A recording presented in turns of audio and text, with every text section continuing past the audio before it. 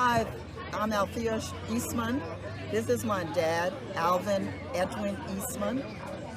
He grew up in Crozierville in Liberia, and I'm proud that he can tell his story, and we can be part of him telling his story as a boy in Crozierville, and as about the impact growing up in Crozierville had on his life. My dad's best quality is patience. He's extremely highly intelligent. He really does enjoy mentoring people, being with family. I'm Alvin Eastman. I used to live right next to Bethel. Oh yeah, well, we used to go to the same school, the Alvin School. My grandparents, they came from Barbados. My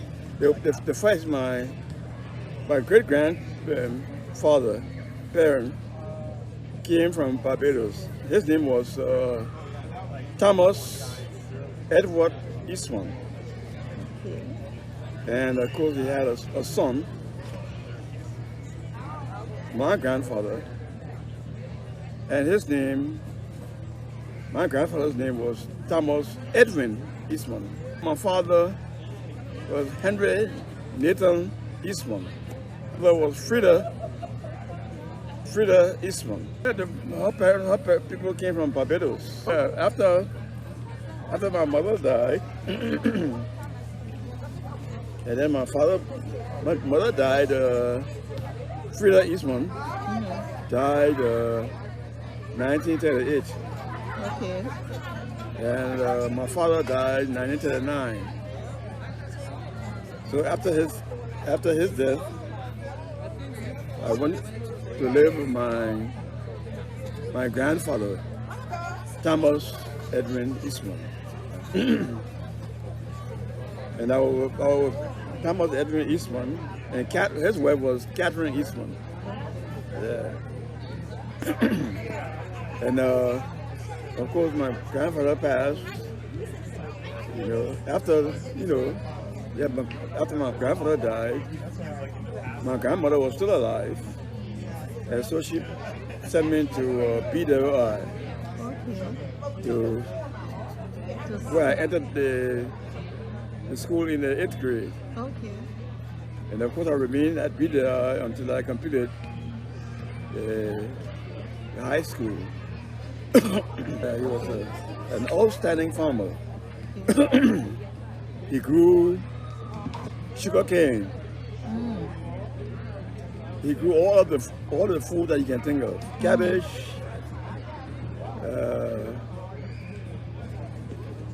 bananas, plantains, all of the different beans, potatoes, and and of course he grew sugar cane on a commercial basis. Okay. Yeah. So It was from sugar cane that he manufactured sugar. Oh, wow. And this syrup. Uh-huh. And from the syrup, he made a sugar. Wow. So he had brown sugar and white sugar. He used to sell his sugar on a commercial basis. So they came from far and wide, from Monrovia. Almost all Monrovia came to Crozierville to buy sugar. Wow. Wow. And syrup. Oh my. And of course, from the sugar cane, he manufactured rum, cane juice. Well, best qualities. I mean, he was a real family man.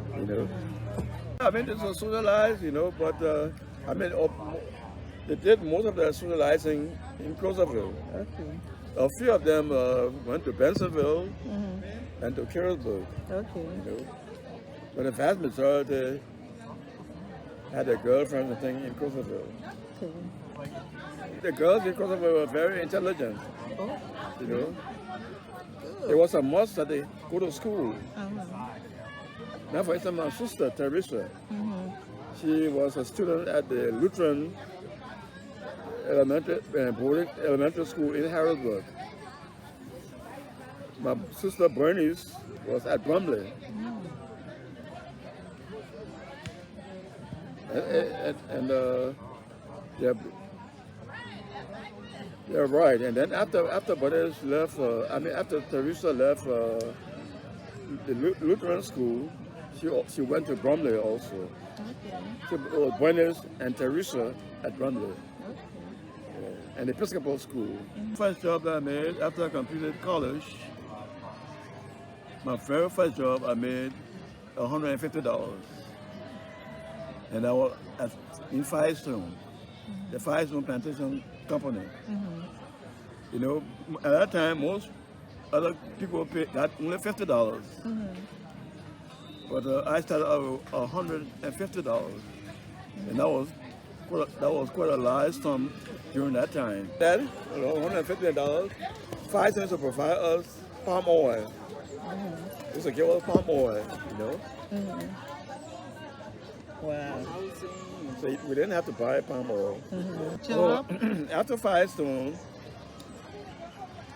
I got a job.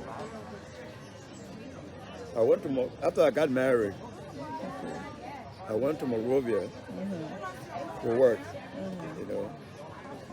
And I had a job at the State Department, Department of State. After I got married to Alexandre. Okay. Department of State.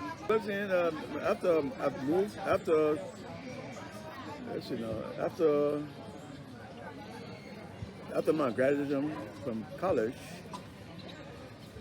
we used to have dances, you know, in Monrovia at City Hall.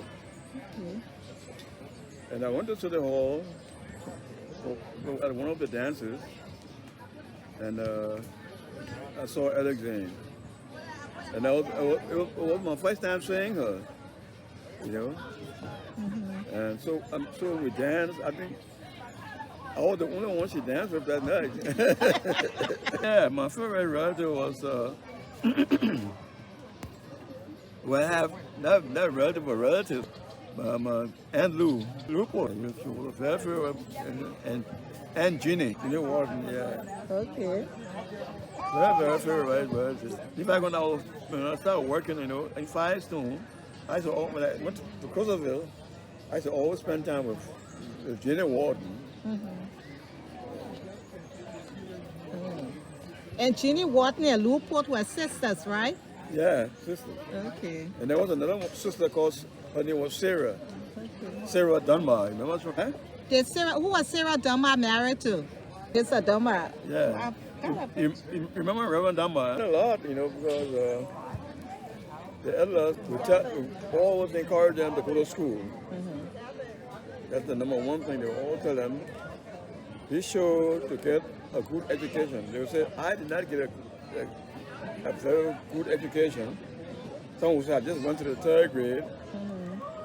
But I would encourage all of you to get a good education, and that will make life more livable for you